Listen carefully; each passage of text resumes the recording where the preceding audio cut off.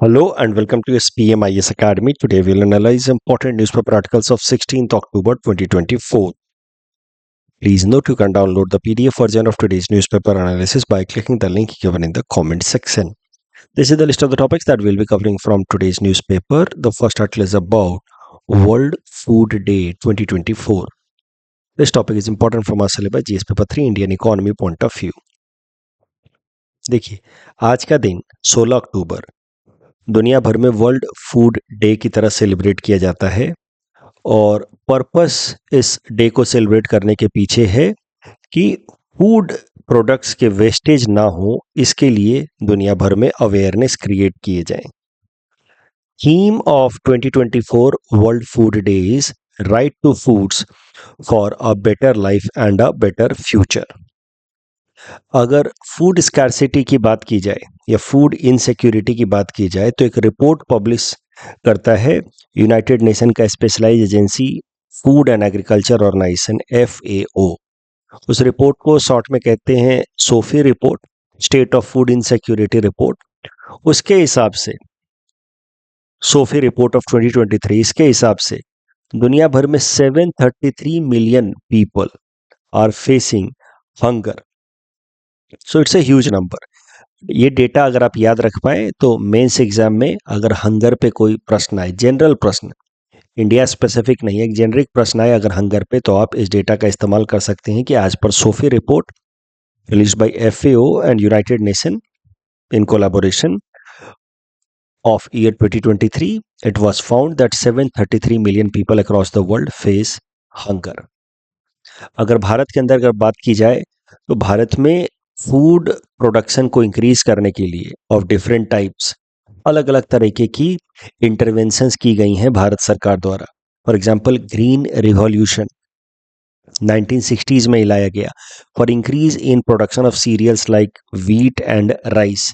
Then white revolution for augmenting the production of milk in the country. Blue revolution for increasing fisheries production in the country. तो ये तमाम तरह के जो revolutions हैं, green, white या ब्लू रिवॉल्यूशन, इससे फूड की अवेलेबिलिटी बढ़ी है हमारे देश के अंदर। ज़्यादा से ज़्यादा अब फूड ग्रेन्स अवेलेबल है हमारे पास, बट अभी भी माल न्यूट्रिशन का प्रॉब्लम या हिडन हंगर का प्रॉब्लम देखा जाता है हमारे देश के अंदर। यानी कि फूड अवेलेबिलिटी तो है बट जो एसेंशियल माइक्रो न्यूट्रिएंट्स हैं वो पूरी तरीके से लोगों तक नहीं पहुंच पा रहे हैं। So now the focus is less on making food available, but now the greater focus is on ensuring nutrition and addressing the problem of hidden hunger। क्योंकि अगर प्रॉपर न्यूट्रिशन नहीं दिया जाएगा तो वर्कर्स का प्रोडक्टिविटी घटेगा और ओवरऑल देश के इकोनॉमिक प्रोडक्शन पे उसका नेगेटिव इम्पैक्ट होगा। बच्चों का फिजिकल एंड कॉग्निटिव डेवलपमेंट वो हैम्पर होगा, तो फ्यूचर में इकोनॉमी की प्रोडक्टिविटी सफ़र करेगी। तो अब फूड अवेलेबिलिटी के अलावा nutrition and tackling the problem of hidden hunger उस पर फोकस किया जा रहा है। बात की जाए अगर हमारे देश के अंदर फूड रिलेटेड चैलेंजेस की, यानी कि माल न्यूट्रिशन चैलेंजेस की, तो उससे रिलेटेड डेटा देखते हैं। आज पर national family health survey number 5 released by ministry of health and family welfare, हमारे देश में लगभग 35.5% जो बच्चे हैं under the age of 5, they are stunted. Stunted मतलब they are having low height for their age. 19.3% children are wasted. Wasted मतलब they are having low weight for their height, and 32.1% of the children are underweight, means they are having low weight for their age। ये data अभी आपको याद नहीं करने हैं। इस तरह के डेटा प्रीलिम्स में नहीं पूछे जाते, but such data are going to be very helpful while mains answer writing. तो अभी से एक बार देखते चलिए, मेन से पहले डेटा पे फोकस ज़्यादा करेंगे, अभी हम लोग बाकी फैक्चुअल चीज़ों पे ज़्यादा फोकस करेंगे from prelims point of view. तो प्रीलिम्स क्रैश कोर्स में मैं प्रीलिम्स पर्सपेक्टिव से इंपॉर्टेंट चीज़ें आपको मगअप कराऊंगा और फिर बाद में मेंस पर्सपेक्टिव से चीज़ें आपको मेंस के नोट्स में होंगी, जिसको हम लोग कंटेंट एनरिचमेंट कहते हैं। बट अभी बस देखते चलिए, मेंस आंसर राइटिंग में data are going to be very important in order to substantiate your arguments. तो अगर आपको प्रूव करना है कि भारत के अंदर माल न्यूट्रिशन का प्रॉब्लम देखने को मिल रहा है amongst children, so there you will have to quote this data release by ministry of health and family Welfare under National family health survey number 5। तो क्या प्रॉब्लम्स हैं, क्यों हमारे देश के अंदर माल न्यूट्रिशन का प्रॉब्लम है? उसके पीछे बड़ा कारण है challenges faced by agriculture sector. जब फूड ग्रेन्स और अलग अलग वैरायटी के फूड ग्रेन्स प्रोड्यूस नहीं होंगे, सिर्फ एक पर्टिकुलर टाइप के फूड ग्रेन जैसे कि राइस या व्हीट प्रोड्यूस होंगे, तो नेचुरली फूड अवेलेबिलिटी होगी, बट माल न्यूट्रिशन का प्रॉब्लम कंटिन्यू होगा, हिडन हंगर कंटिन्यू होगा। तो let us see the challenges faced by agriculture sector that is ultimately leading to the problem of malnutrition in the country। हमारे देश के अंदर small और मार्जिनल फार्मर्स की संख्या बहुत ज़्यादा है। स्मॉल या मार्जिनल फार्मर्स वो होते हैं जिनकी लैंड होल्डिंग साइज 2 हेक्टेयर या उससे कम होती है। 82% of the Indian farmers are small या मार्जिनल। तो स्मॉल लैंड होल्डिंग होने के कारण वो मॉडर्न फार्मिंग टेक्निक्स अडॉप्ट नहीं करते हैं, क्योंकि स्मॉल फार्मर हैं तो उनकी ओवरऑल इनकम भी कम है। इनकम कम है, इस कारण से नई नई टेक्नोलॉजीज फॉर एग्रीकल्चर प्रोडक्शन वो अडॉप्ट करने के लिए उनके पास इनफ कैपिटल नहीं होता है। साथ ही साथ इतना मोटिवेशन भी नहीं होता कि इतनी छोटी सी ज़मीन में अभी हमें ड्रोन ला करके क्या फ़ायदा, अभी इस छोटी सी ज़मीन में हमें सोफिस्टिकेटेड मशीन्स लगा करके क्या फ़ायदा। तो एक तो कैपिटल अवेलेबिलिटी कम होता है, दूसरा कंसीडरिंग द लेसर या smaller land holding, there is no rationality in use of modern techniques for agriculture purpose. और इन सब कारणों से ओवरऑल प्रोडक्टिविटी, चूंकि मॉडर्न टेक्निक्स इस्तेमाल नहीं करते, तो ओवरऑल प्रोडक्टिविटी हैम्पर होता है और इनकम अगेन कम रह जाता है फार्मर्स का, और एक वीसीएस साइकिल बन जाता है। कम इनकम है तो फिर वही आउटडेटेड तरीके से एग्रीकल्चर करेंगे, ऑर्थोडॉक्स तरीके से एग्रीकल्चर प्रैक्टिस करेंगे, तो सबसिस्टेंस फार्मिंग होगी, मतलब कम सरप्लस जनरेट कर पाएंगे। कम सरप्लस जनरेट कर पाएंगे तो फिर इनकम कम होगी और एक वीसीएस साइकिल में फंस जाते हैं, लो इनकम लो प्रोडक्टिविटी के वीसीएस साइकिल में, because large number of farmers in our country are small and marginal. फिर होता क्या है कि चूंकि स्मॉल एंड मार्जिनल फार्मर्स हैं, तो फिर वो बेसिक वही जो ट्रेडिशनल क्रॉप्स हैं, राइस व्हीट, वही सब उगाते रहते हैं। नए नए तरह के क्रॉप्स, चाहे वो हॉर्टिकल्चरल क्रॉप्स हों या फिर पल्सेस हों, ऑयल सीड्स हों, उनको फार्मर्स ग्रो नहीं करना चाहते, because they are small, so they won't be taking risk of diversification of their crop.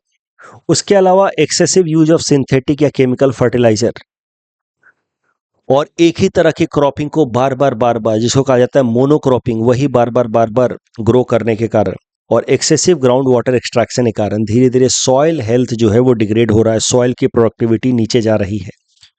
In general rural areas में पॉवर्टी होने के कारण, वहाँ पे फाइनेंशियल सर्विसेज की अवेलेबिलिटी कम होने के कारण फार्मर जो हैं वो मॉडर्न एग्रीकल्चर टेक्निक्स को अडॉप्ट नहीं करते हैं, और ये ओवरऑल फिर से एग्रीकल्चर सेक्टर के पोटेंशियल को टैप होने नहीं देता है। तो rural poverty limits the potential of agriculture sector because farmers do not have even enough capital. And rural poverty के कारण फिर बहुत सारे फाइनेंशियल सर्विसेज प्रोवाइड करने वाले जो इंस्टीट्यूशंस हैं, their presence in rural areas is less. Farmers in general, if they are in need of credit, they resort to money lenders, तो उससे फार्मर्स की एक्सप्लॉयटेशन और बढ़ जाती है। And most importantly climate change के कारण इरेटिक रेनफॉल हो रहा है, टेम्परेचर वेरिएशन जो है वो काफ़ी अनप्रिडिक्टेबल हो गया है, और इस कारण से क्रॉप वेस्टेज होता है, पोस्ट हार्वेस्ट लॉसेस होते हैं। तो ये सब फैक्टर्स हैं behind agriculture sector facing challenges in current times. Bharat सरकार ने कई सारे इनिशिएटिव्स लिए हैं एग्रीकल्चर सेक्टर को सपोर्ट करने के लिए, जैसे ऑर्गेनिक फार्मिंग को प्रमोट कर रहे हैं ताकि सॉइल हेल्थ बनी रहे, सिंथेटिक या केमिकल फर्टिलाइजर्स के इस्तेमाल को डिस्करेज किया जा रहा है। सॉइल हेल्थ कार्ड स्कीम, जिसके अंतर्गत फार्मर्स को इन्फॉर्म किया जाता है कि उनको किस किस तरीके का फर्टिलाइजर इस्तेमाल करना चाहिए as per the requirement of their soil. Pradhan Mantri Krishi Sinchai Yojana for increasing more and more accessibility availability of irrigation facilities as well as focus on increasing water use efficiency under the tagline per drop more crop।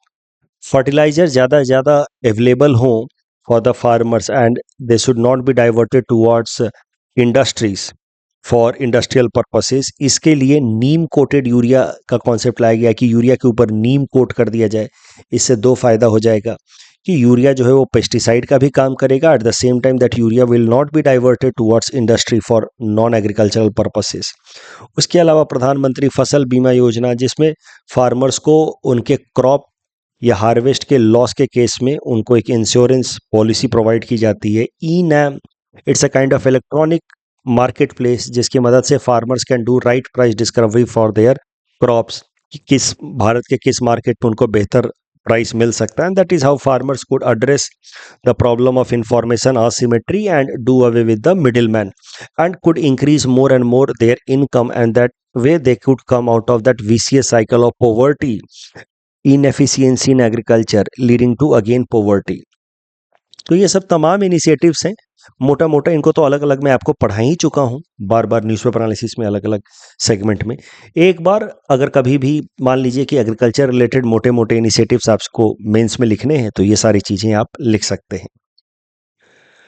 अब food insecurity, ये तो agriculture related problems हो गए। Food insecurity को address करने के लिए भारत सरकार ने क्या क्या इनिशिएटिव्स लिए हैं? तो नेशनल फूड सिक्योरिटी एक्ट लाया गया था साल 2013 में। उसके अंतर्गत 5 किलोग्राम फूड ग्रेन अवेलेबल कराया जाता था फार्मर्स को।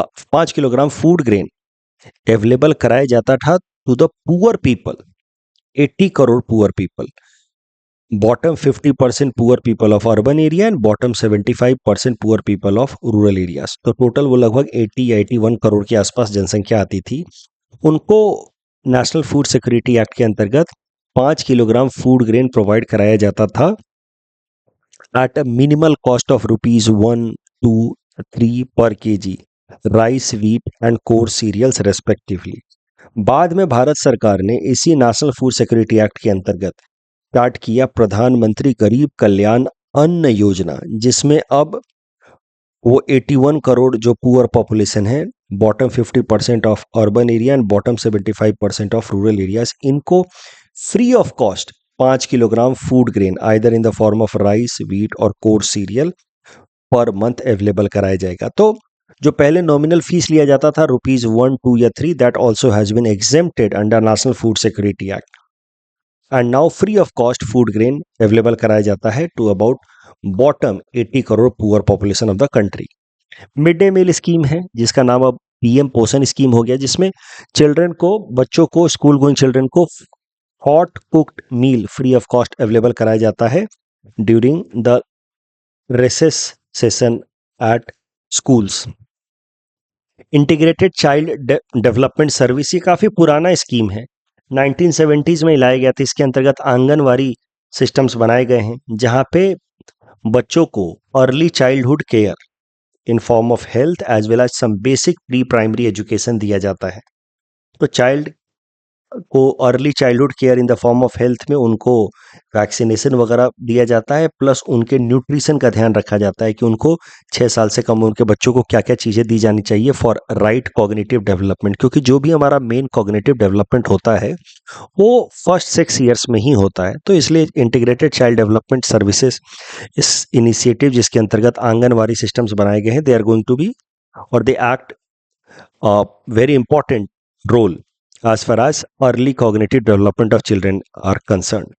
प्रधानमंत्री मातृ वंदना योजना, इसके अंतर्गत एक मॉनेटरी बेनिफिट दिया जाता है to pregnant and lactating women, ताकि वो उस कैश इंसेंटिव का इस्तेमाल कर पाएँ अपने न्यूट्रिशन का ध्यान रखने के लिए, ताकि जो न्यूली बॉर्न चिल्ड्रन हैं उनका भी माल न्यूट्रिशन के प्रॉब्लम को अवॉइड किया जा सके। That is the purpose of प्रधानमंत्री मातृ वंदना योजना। और हाल फिलहाल में हमने देखा ही है न्यूज़पेपर एनालिसिस में लास्ट वीक ही कि भारत सरकार ने फैसला किया है कि साल 2028 तक फोर्टिफाइड राइस डिस्ट्रीब्यूशन किया जाएगा under different food distribution scheme run by government of India, जिसमें iron, folic acid, vitamin B12 rice के साथ मिक्स करके बेनिफिशियरीज को डिस्ट्रीब्यूट कराया जाएगा, ताकि जो प्रॉब्लम ऑफ हिडन हंगर है उसको एड्रेस किया जा सके। तो कई दफ़ा मैं न्यूज़पेपर एनालिसिस इसलिए भी कराता हूँ, उसमें कुछ कुछ पॉइंट्स अपने तरफ से इसलिए भी ऐड करता हूँ, जैसे आप आर्टिकल पढ़ोगे तो यहाँ पे सिर्फ ब्लू, वाइट या ग्रीन रिवॉल्यूशन की चर्चा की गई है, बट स्कीम्स के बारे में नहीं लिखा गया है। कुछ कुछ स्कीम्स में इसलिए बताता रहता हूँ ताकि आपको ये सब याद हो जाए over a period of time. तो इस डिस्कशन के बेसिस पे फिल्म्स प्रैक्टिस क्वेश्चन हमने आपको दे रखा है। Please attempt this question and submit the answer in the comment section. इस डिस्कशन के बेसिस पे मेंस क्वेश्चन मैंने आपको दिया है, जो आपसे पूछा जा सकता है कि socio economic disparity, climate change and agriculture inefficiency, how they affect availability and accessibility of food. तो आपको सोशो इकोनॉमिक डिस्पैरिटी का क्या इम्पैक्ट होगा वो अलग से मेंशन करना होगा, क्लाइमेट चेंज का क्या इम्पैक्ट होगा, और एग्रीकल्चरल इनएफिशिएंसी यानी कि डिमांड सप्लाई मिसमैच, उसके अलावा आउटडेटेड एग्रीकल्चरल टेक्निक्स, इन सब का क्या इम्पैक्ट होगा on availability and accessibility of food, उनको अलग से मेंशन आपको करना होगा। तो हमेशा सवाल को ब्रेक करने की कोशिश करें, उसके अलग अलग कंपोनेंट्स को आइडेंटिफाई करने की कोशिश करें कि इस पे पूछा क्या क्या है, और उसको जितने पार्ट में आप ब्रेक कर पाएं, और हर एक पार्ट के लिए अगर आप उसको एड्रेस कर पाएं, यानी कि हर पार्ट के लिए आप कुछ कुछ ठीक ठाक सा पॉइंट आप लिख पाएंगे, तो आपको ज़्यादा मार्क्स मिलेंगे। अक्सर होता क्या है, स्टूडेंट्स आंसर लिखते वक्त एक आधा कंपोनेंट पूरी तरह से मिस कर जाते हैं। जैसे इसमें 3 सवाल हैं, इस 10 मार्कर में टोटल 3 सवाल हैं, तो लगभग हर एक सवाल के लिए आपको 3.3 मार्क्स हैं। अब मान लीजिए आपने क्लाइमेट चेंज का impact on availability and accessibility of food लिखा ही नहीं, तो आपको जो मार्क्स मिलेगा वो आउट ऑफ 6.6 ही मिलेगा। 3.3 तो आप सीधा सीधा मिस कर गए। So always try to break down the question and try to address each and every component of the question. That will help you to fetch good marks. The next article is about Haber-Bosch process. This topic is important from our syllabus GS paper 3 science and technology point of view. देखिए, nitrogen की अगर बात की जाए तो हमारे atmosphere में जो मेजॉरिटी में गैसियस मॉलिक्यूल अवेलेबल है वो है नाइट्रोजन, 78% के आसपास। और nitrogen is very essential for plants as well as animals as far as formation of proteins या एंजाइम्स आर कंसर्न। हमें या फिर बाकी जानवरों को या प्लांट्स को नाइट्रोजन की जरूरत होती है बॉडी के अंदर प्रोटीन्स बनाने के लिए, एंजाइम्स बनाने के लिए। बट प्रॉब्लम क्या है कि जो एटमॉस्फेरिक नाइट्रोजन है, जो मेजॉरिटी में है in the atmosphere, 78% of air nitrogen के फॉर्मेट में है, वो इनर्ट है। इनर्ट मतलब रिएक्शन नहीं करता, उसको हम सीधा सीधा एब्जॉर्ब करके अपने इस्तेमाल में नहीं ला सकते। Neither plants nor animals can not directly use the atmospheric nitrogen for their own use in order to create proteins and enzymes for their body. ये समस्या है। तो नाइट्रोजन तो खूब है, बट उसका हम सीधा सीधा इस्तेमाल नहीं कर सकते। ठीक वैसे ही जैसे मान लीजिए कि आप ओशन में हैं, शिप में ट्रैवल कर रहे हैं, अब पानी तो हर जगह है, बट उस पानी को आप पी नहीं सकते, क्योंकि एज इट इज वो वाटर ड्रिंकेबल या पोटेबल नहीं है। वैसे ही नाइट्रोजन हमें चाहिए, but not directly in the form of atmospheric nitrogen, that is inert, और वो यूज नहीं किया जा सकता बाई प्लांट्स और animals in order to transform them into protein. तो प्लांट्स या एनिमल्स को प्रोटीन बनाने के लिए या एंजाइम्स, अलग अलग तरह के एंजाइम्स बनाने के लिए जिस फॉर्म में नाइट्रोजन चाहिए वो है अमोनिया या nitrates, NH3 plus ammonium ion या नाइट्रेट आयन NO3 माइनस, इस फॉर्म में हमें चाहिए। हमें नाइट्रोजन चाहिए, अमोनिया NH3 होगा या ammonium NH4 plus and nitrate NO3 minus, इस फॉर्म में जो नाइट्रोजन होता है उसी को इस्तेमाल कर सकते हैं प्लांट्स। और प्लांट्स उसका इस्तेमाल करके नाइट्रोजन एब्जॉर्ब करते हैं, उन प्लांट्स को खा करके फिर हम अपने बॉडी के अंदर नाइट्रोजन ले आते हैं, जहां से फिर हम एंजाइम्स और प्रोटीन्स बना सकते हैं। So that this atmospheric nitrogen is not directly usable by plants, it requires nitrate, ammonium या अमोनिया।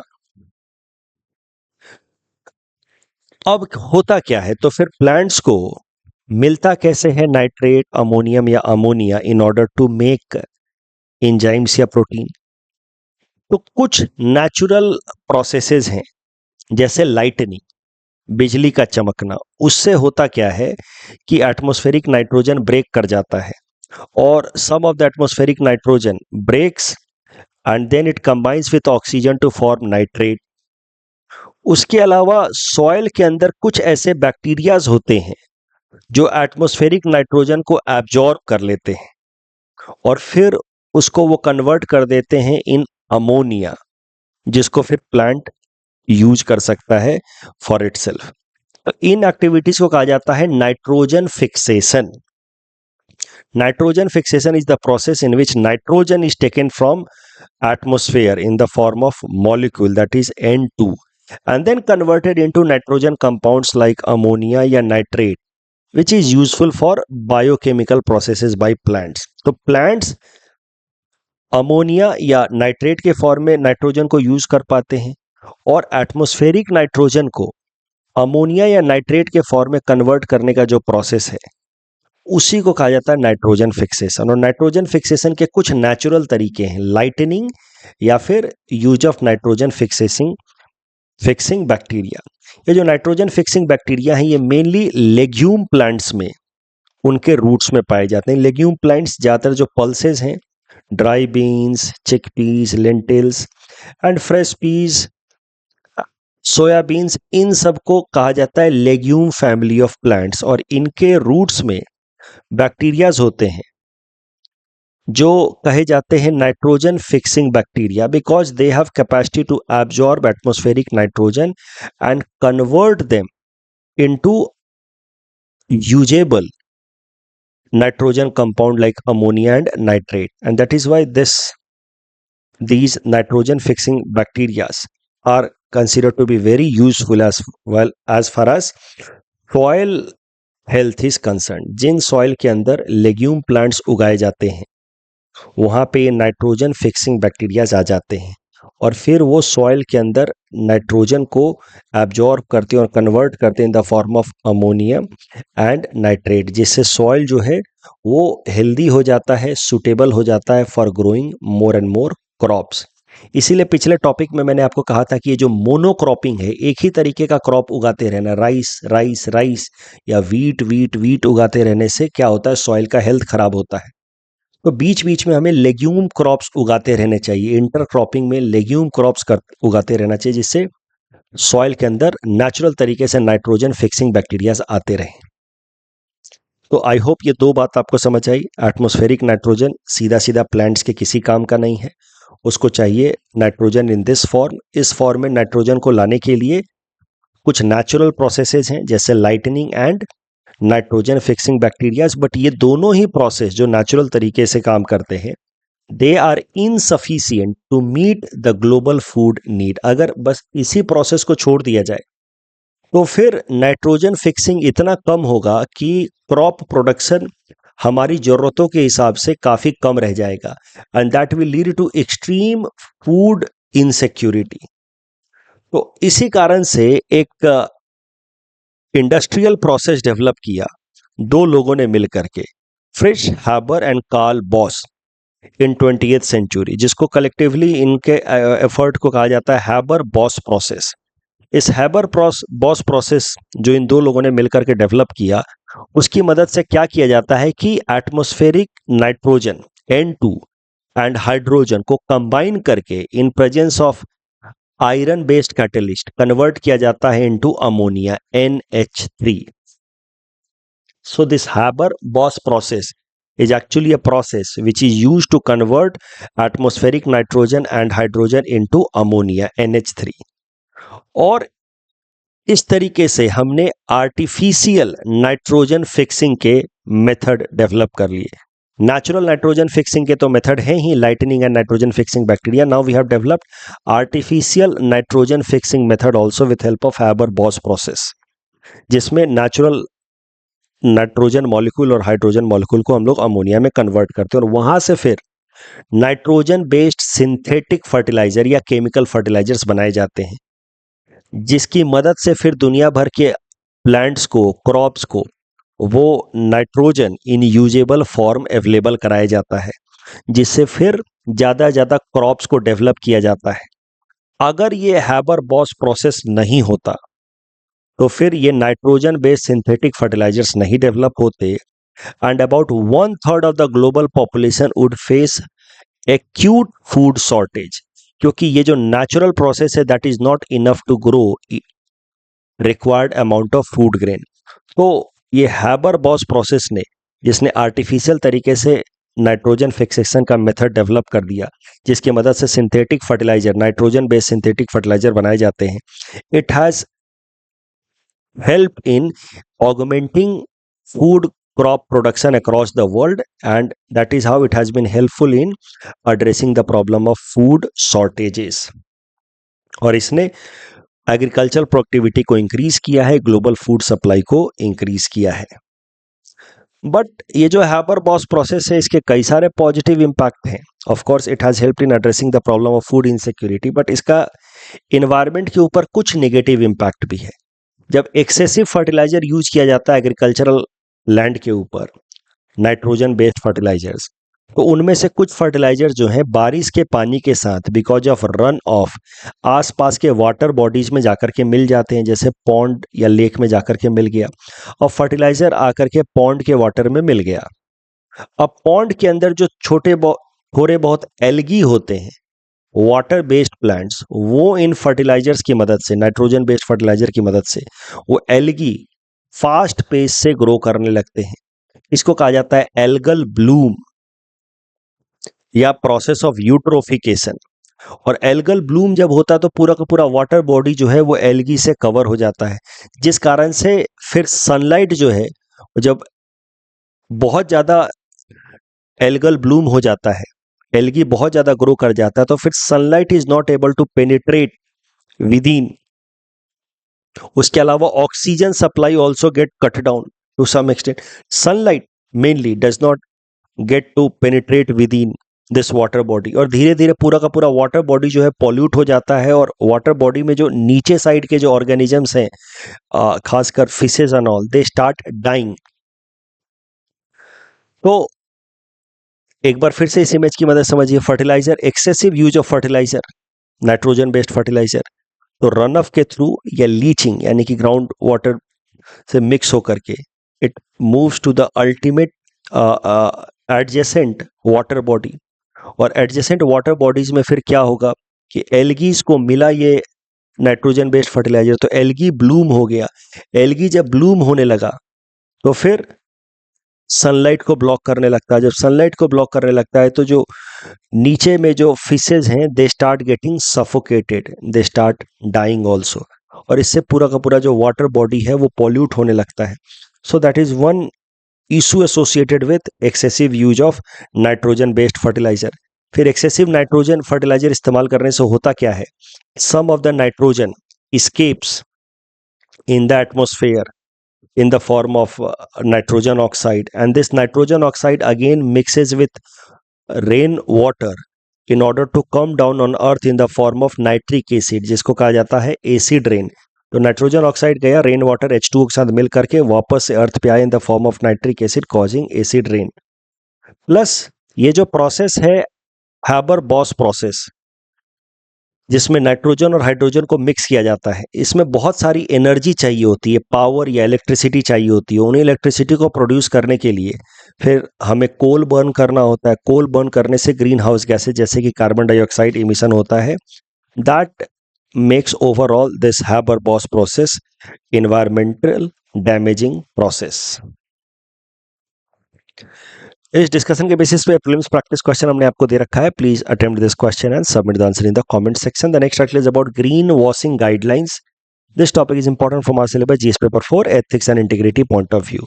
ग्रीन वॉशिंग होता क्या है? देखिए, कंपनियां जब ऐसी प्रैक्टिसेस अडॉप्ट करती हैं, ऐसी एक्टिविटी करती हैं जहां पे वो अपने प्रोडक्ट को या अपने प्रैक्टिसेस को इन्वायरमेंट फ्रेंडली प्रैक्टिसेस या इन्वायरमेंट फ्रेंडली प्रोडक्ट बताते हैं, बट रियलिटी में इन्वायरमेंट फ्रेंडली होने जैसा उसमें कुछ भी है नहीं। Yet sometimes companies do try to project their product या process as environment friendly. तो इस तरह की एक्टिविटी को कहा जाता है ग्रीन वॉशिंग। मतलब इस तरीके का आपने ग्रीन कलर लगा दिया, नीचे लिख दिया एनवायरमेंट फ्रेंडली अपने प्रोडक्ट के ऊपर। मान लीजिए कि आप क्रॉकरी सेट बेचते, क्रॉकरी सेट के ऊपर पैकेट के ऊपर आपने इस तरीके का आपने लोगो लगा दिया। बस ऐसे ही अब देखने वाले को लगता है कस्टमर को कि अच्छा जरूर ये क्रॉकरी सेट इन्वायरमेंट फ्रेंडली तरीके से बना होगा, जरूर ये इन्वायरमेंट फ्रेंडली तरीके से डिस्पोज होता होगा once it has outlived its utility. तो देखने वाले को एक फीलिंग आती है कि this product is environment friendly, but ऐसा कुछ भी नहीं किया है आपने, बस खाली ये लोगो लगा दिया है। तो such kind of activities are known as green washing, a deceptive practice that sometimes companies और organisations do in order to mislead the customer या एग्जैजरेट देयर क्लेम। अपने अब थोड़ा बहुत एनवायरनमेंट फ्रेंडली अप्रोच आपने लिया है, जैसे मान लीजिए आपने आ, आ, आपने सोलर एनर्जी का इस्तेमाल किया है उस प्रोडक्शन के लिए। अब आप कह रहे हैं कि एनवायरनमेंट फ्रेंडली प्रोडक्ट है, तो that will be an exaggerated claim. और फिर इस बेसिस पे आप कहना कि मेरा प्रोडक्ट एनवायरनमेंट फ्रेंडली है, that would be green washing. तो कंपनी समटाइम्स दे लेवल their product as eco friendly without providing a proper evidence while still engaging into harmful environmental practices. Such activities are known as greenwashing. इसका real example मैं आपको देता हूं। Volkswagen जो दुनिया की सबसे बड़ी ऑटोमोबाइल कंपनी मानी जाती थी 2015 तक, हुआ क्या कि ये जर्मन बेस्ड कंपनी है Volkswagen automobile.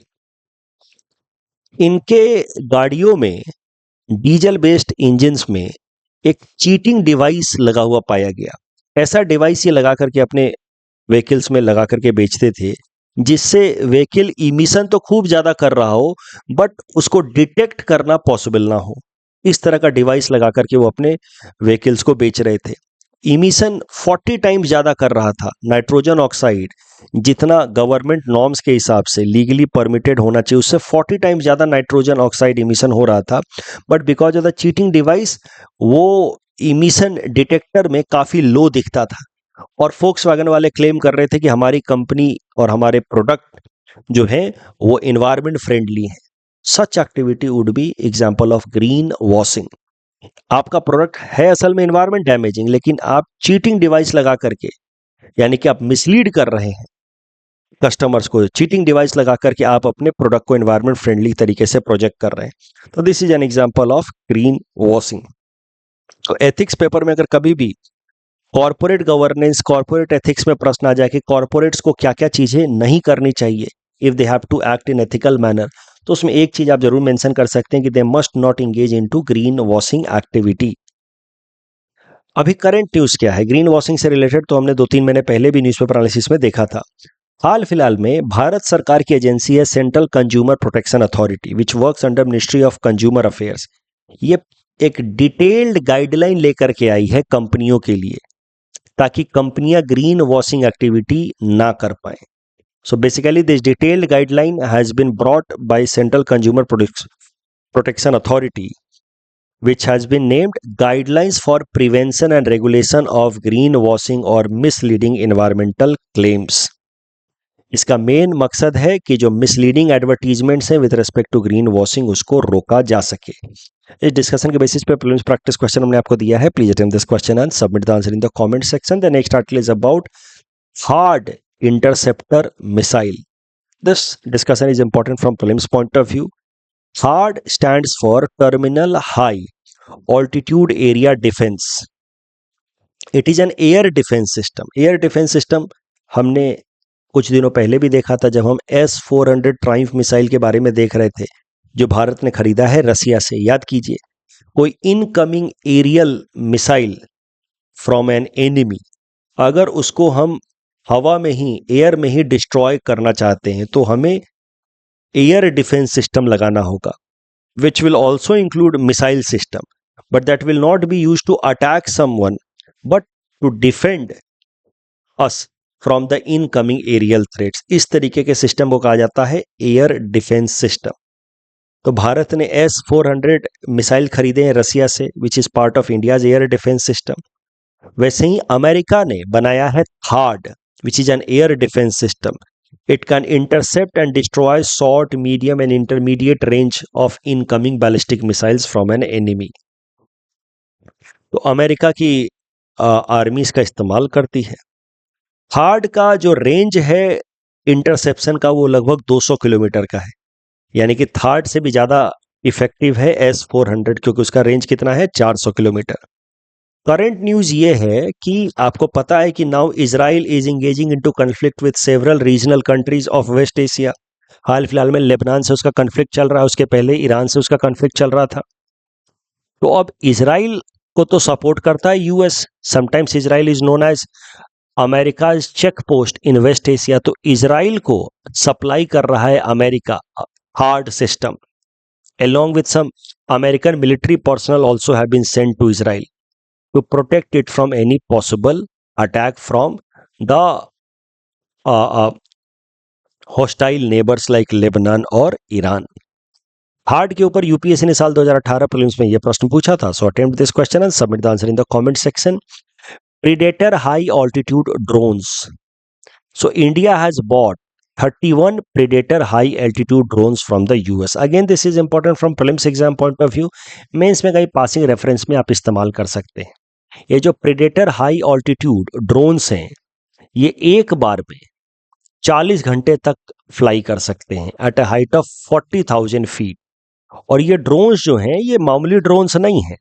These drones are fitted with precision strike missiles. तो इनके अंदर मिसाइल्स भी लगे हुए हैं। तो ग्राउंड से बैठे बैठे हम लोग इस ड्रोन्स को मनूवर कर सकते हैं इन हाई ऑल्टीट्यूड एरिया, जैसे भारत चाइना के बॉर्डर पे। और सर्विलेंस के साथ साथ अगर जरूरत पड़ी तो इन ड्रोन्स का इस्तेमाल किया जा सकता है for tracking and attacking an enemy also. तो 31 predator high altitude long endurance drone Bharat ने अमेरिका से खरीदा है। इन 31 में से 15 ड्रोन्स दिए जाएंगे नेवी को, इसीलिए उनको कहा जाएगा sea guardian drones, because it will be used by navy to protect India's coastal border. तो जो 15 ड्रोन्स नेवी को दिए गए they will be known as sea guardian drones, जबकि आर्मी और एयरफोर्स को 8 ईच दिए गए हैं, 8 which will be used as sky guardian drones. तो आर्मी और एयरफोर्स वो लैंड बॉर्डर को मेनली प्रोटेक्ट करने पे फोकस करेगी। तो उनके पास जो ये एयर ड्रोन्स आए हैं या ये ड्रोन्स आए हैं उनको कहा गया है स्काई गार्डियन ड्रोन्स, जबकि नेवी को जो दिया गया है वो कहा गया है सी गार्डियन ड्रोन्स। टेक्नोलॉजी एक ही है, बट चूंकि नेवी सी को डिफेंड करेगी, ये लोग लैंड बॉर्डर को डिफेंड करेंगे फ्रॉम द एयर, इसीलिए इनके पास जो है आर्मी और एयरफोर्स के पास उसको कहा गया स्काई गार्डियन ड्रोन्स, और नेवी के पास जो है उसको कहा गया सी गार्डियन ड्रोन्स। इस डिस्कशन के बेसिस पे प्रीलिम्स प्रैक्टिस क्वेश्चन हमने आपको दिया है। Please attempt this question and submit the answer in the comment section. इसमें दूसरा स्टेटमेंट तो गलत है, सीधा सीधा इजराइल लेबनान के साथ तो बॉर्डर शेयर करता है। इसी के बेसिस पे एलिमिनेशन टेक्निक से आपको जवाब मिल जाएगा, ऑप्शन डी। यहाँ पे तीसरा स्टेटमेंट गलत है, again elimination technique and you get the answer option B. That's all from our side for today. Thanks for watching.